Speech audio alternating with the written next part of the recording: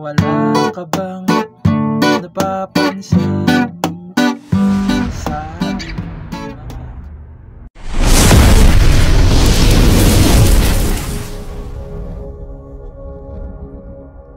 Hello mga ka-idol! So ngayon may bago na naman ako sa inyong ituturo na kanta. Ang title pala nitong kanta ay yung Masdan Mo Ang Kapaligiran by Asin. So itong kanta na to, request ng isa nating idol. No? So yung request niya dito is yung Kapaligiran na reggae version daw sana. So ito na yung idol, no? Reggae version tong gagawin natin at meron lang siyang halos 5 chords lang siya umiikot. Halos 5 chords lang umiikot yung kanta na to. Okay? Na reggae pala yung reggae version na to. Okay? Halos 4-5 chords lang siya umiikot. Okay? So dito muna tayo sa kanyang reggae pattern. Sa mga nanonood dyan sa mga video natin, alam na yung reggae pattern natin. No? So ituturo pa rin. So yung reggae pattern natin is ganito. Bass muna kayo, nakasama lagi yung string. Okay? So ganon.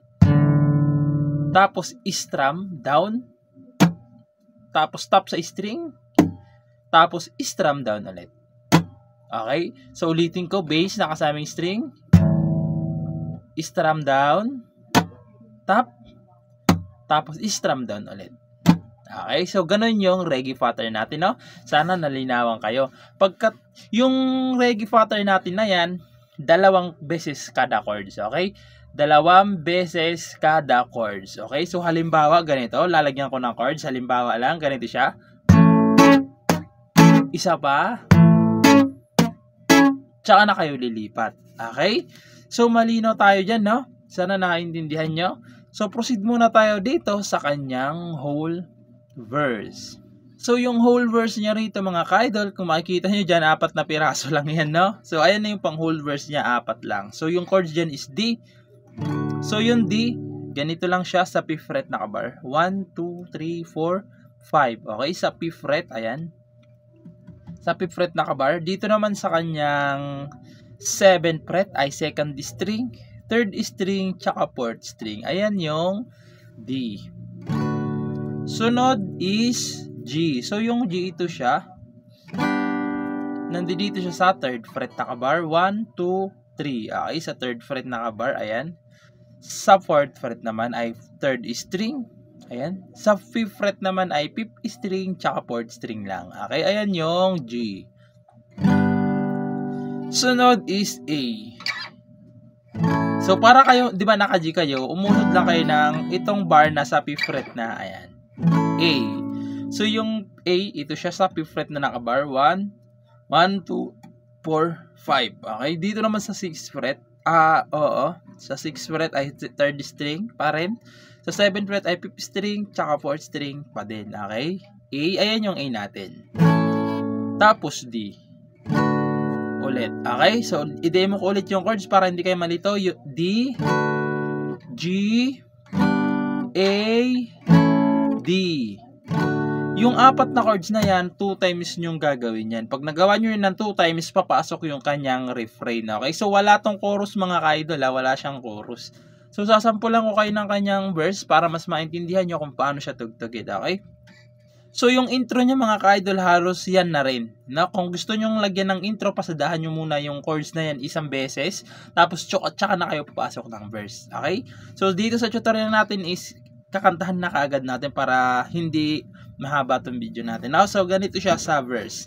Wala ka bang napapansin sa iyong mga kapaligiran? Ito pa ay lumina ng hangin, pati na ang mga ilog natin.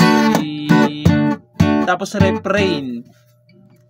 Hindi na masama ang pag-unlad. So, doon yung papasok yung refrain. Okay? So, proceed naman tayo doon sa kanyang refrain. So, yung refrain niya dito mga ka-idol, tuwing papasok yung refrain, yung ganong klase ng lyrics, pag tuwing papasok yun, ito yung chords niya, okay? Tuwing papasok yung lyrics na hindi na masama ang pag-unlad. So, papasok yung chords na yan, okay? So, dito naman sa chords niya is B minor.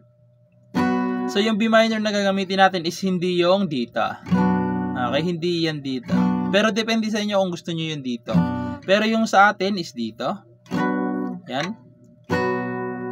So, yung B minor nasa 1, 2, 3, 4, 5, 6, 7 fret. Nakabar sa 7 fret. Ayan.